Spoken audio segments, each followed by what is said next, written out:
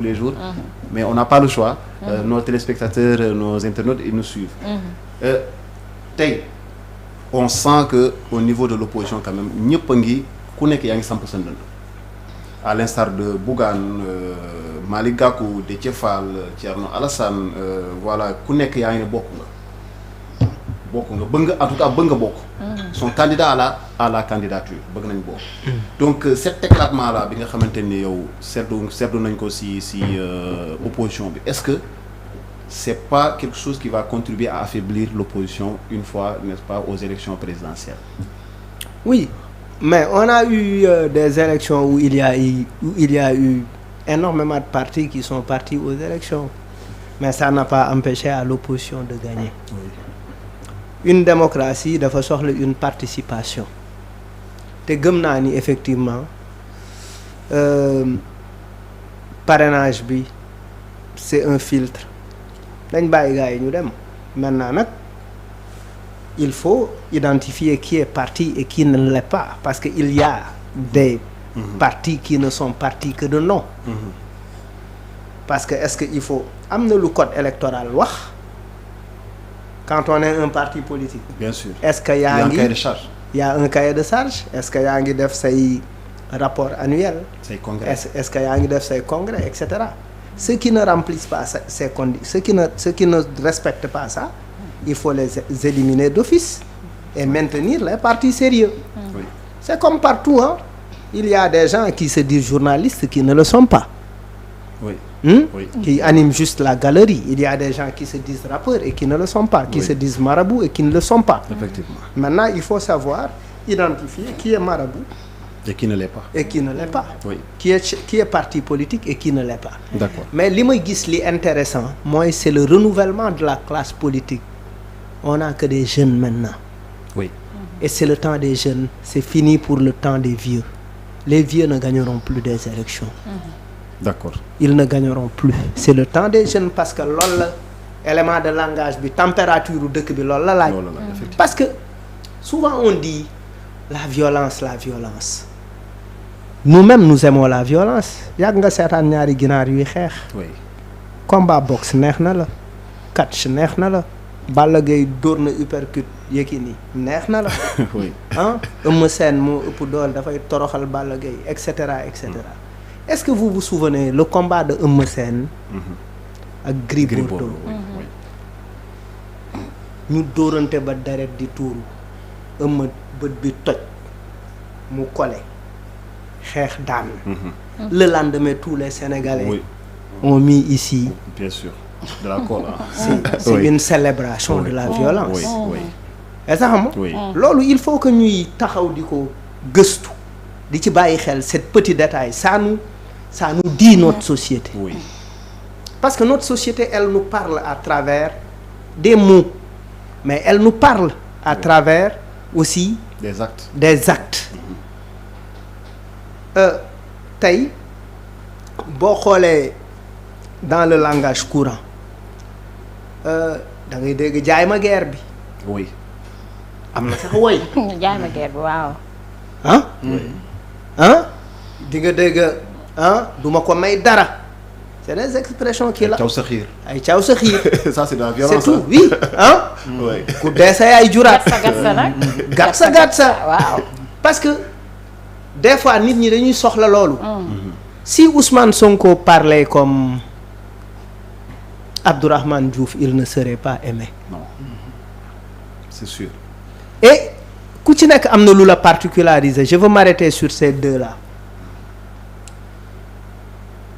Ousmane Sonko c'est la fougue, c'est la jeunesse, c'est le courage, c'est l'esprit du refus, c'est la résistance.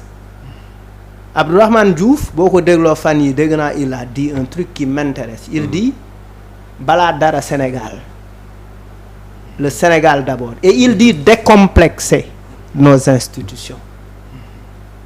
Parce que jàpp na ni effectivement assemblée bi ñu yor justice bi ñu yor et am na nu mu koy waxee et je pense que soxla nañu loolu.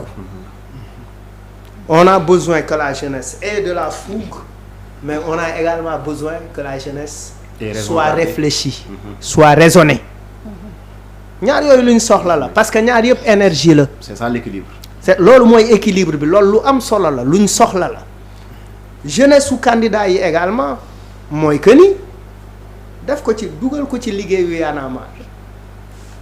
ok Y'en a marre dafa liggéey lu am solo il ne faut pas que sénégalais yi di caaxaane liggéeyu mouvement boobu j'en ris quand je vois des gens dire c'est terminé mais loo gis am na époque am après dafay nekk leneen tey lu tax may toog télé ak rajo di wax xëy na bu dul woon Y'en a marre émission rap rek lañ may invité c'est sûr.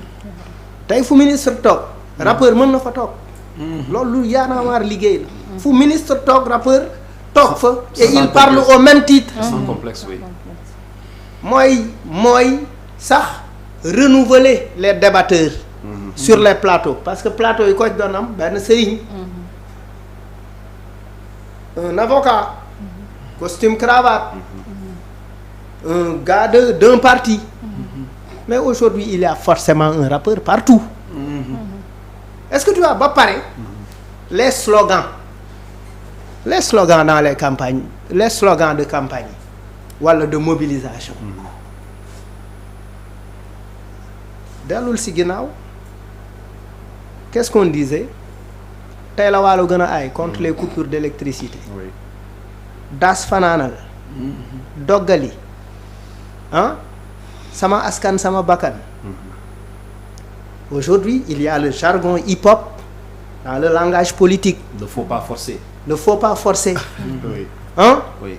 Maintenant on est ça c'est super important beneen affaire bi ci topp Y'en a marre disait quoi il faut que les jeunes s'intéressent à la chose publique on a eu combien de jeunes maires après les élections locales on a eu combien de jeunes députés ils étaient combien de pourcents à l'Assemblée oui.